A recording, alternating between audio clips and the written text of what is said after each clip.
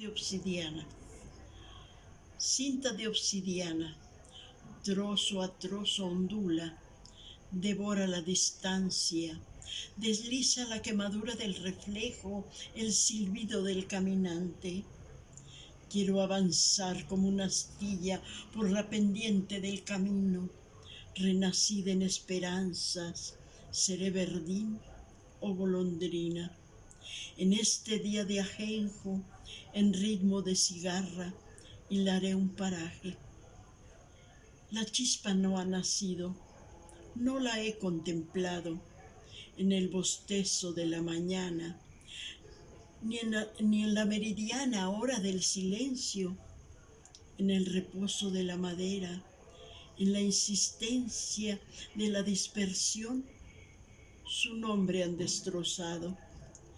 ¿Será inútil seguir por el camino?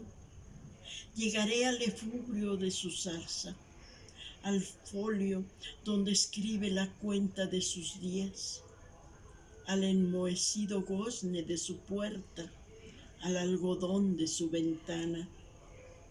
Seguiré por el camino, desolados alcatraces, aullido de metal a medianoche, portón abandonado sin aceite. Y llegaré al abismo de